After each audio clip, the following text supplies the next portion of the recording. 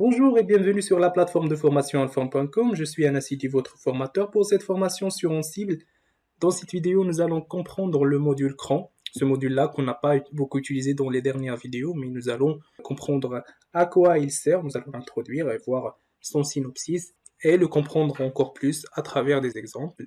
Le module cran, tout simplement, il sert à gérer les entrées cran.d et cran.tab. Pour les gens qui ne connaissent pas cran.tab, c'est tout simplement un outil qui va nous permettre de lancer des applications de façon automatisée, de façon très pratique et régulière pour un serveur distron. Et ça permet d'y lancer des scripts de sauvegarde, de backup, pour faire des tâches qui sont régulières et qu'on n'a pas besoin de les faire manuellement pour perdre du temps. Donc, cran.tab et Ansible ont ce point commun-là d'automatisation des choses. Et son principal objectif, c'est ça, c'est gérer tout ce qui est entrée de cran.tab, qui sont les scripts qu'ils utilisent, les fichiers d'automatisation, les variables d'environnement, etc.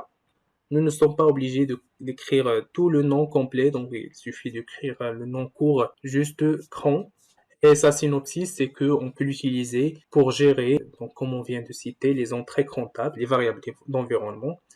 Et ce module va nous permettre de créer donc des variables d'environnement, des fichiers d'entrée crantables, les mettre à jour et les supprimer également. Une fois toutes les actions de crantab sont gérées, donc le module peut inclure une ligne avec la description de l'entrée crantab sous la forme Ansible de .nom qui va correspondre au nom passé au module et qui est utilisé par les futurs appels Ansible module pour trouver ou vérifier l'état. Le paramètre nom ou name doit être unique et la modification de ce paramètre-là va entraîner la création d'une nouvelle tâche cron ou la suppression d'une autre. Donc il faut juste faire attention à ce point-là. Et lorsque les variables d'environnement sont gérées, donc aucune ligne de commentaire n'est ajoutée, mais lorsque le module doit trouver ou vérifier l'état, il utilise le paramètre name pour trouver la ligne de définition de la variable d'environnement. Il faut faire attention que lorsqu'on utilise des symboles tels que le pourcentage, ces symboles-là ils doivent être correctement échappés. Le module cran, il a des exigences pour son utilisation, donc il y a des conditions qui sont requises sur les hôtes gérés pour exécuter ce module-là. Donc cette exigence, c'est juste avoir le service cran installé sur cette machine-là,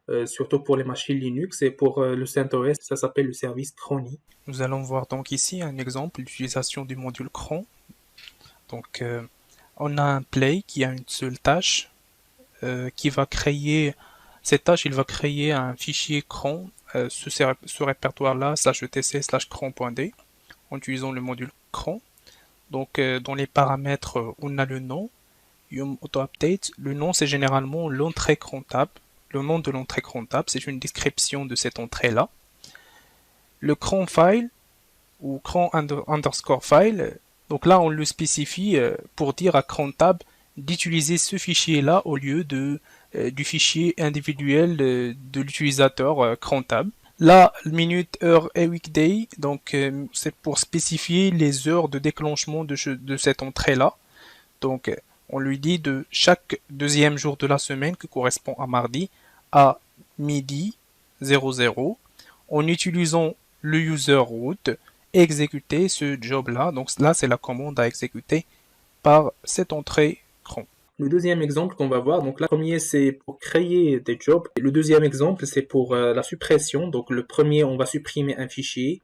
Et le deuxième, on va supprimer une variable d'environnement. Pour le premier, on va supprimer un fichier cron qui est dans le dossier /etc/cron.d en utilisant donc le module cron. Donc le fichier, il s'appelle Ansible yum update et on spécifie le state absent pour dire qu'on veut que ce fichier-là doit être supprimé. Troisième exemple, c'est pour supprimer une variable d'environnement avec cron. Donc une variable d'environnement d'Apache, là on spécifie le nom de la variable d'environnement. En VS, on dit que c'est une variable d'environnement, qu'il s'agit d'un fichier ou un autre truc. Le state absent, c'est pour dire supprimer. On va donc exercer le module cron à travers cet exemple-là, qui assure qu'un job qui s'exécute à 2h05 existe. Donc là, si le job n'existe pas, il va le créer. On va donc copier le contenu. On va aller sur la machine cible. On va, dans un premier temps, assurer que cron existe. Pour cela, je vais faire système ctl crontab status crontab. Et donc, je dois faire cron, pardon. Donc là, le service cron, il est en ligne. Donc là, ce que je vais faire, je vais déjà copier le contenu du fichier dans un nouveau playbook. Donc nano cron playbook.yml. Et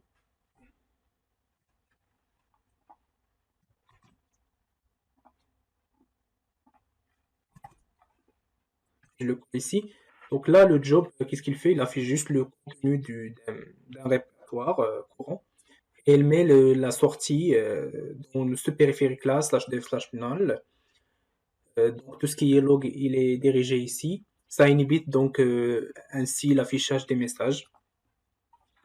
CTRL X, Y. Donc là, avant de lancer le playbook, je vais lancer une commande pour voir les jobs cron qui sont planifiés déjà sur cette machine-là. Je vais voir, il y a une command line pour utiliser cron ici.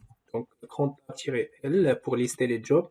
Donc, il ne me donne rien, il n'y a pas de job pour le moment. Si je lance maintenant le playbook,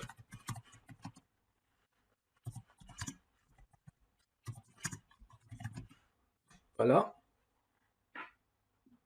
Donc c'est fait, il y avait un changement. Et là, si je relance le cron tab, voilà, donc j'ai mon job qui est déjà programmé à tourner à cette heure-là. Et là, le contenu du job et son nom. Le check dire, ce qu'on avait déjà mis dans le playbook, si vous vous rappelez.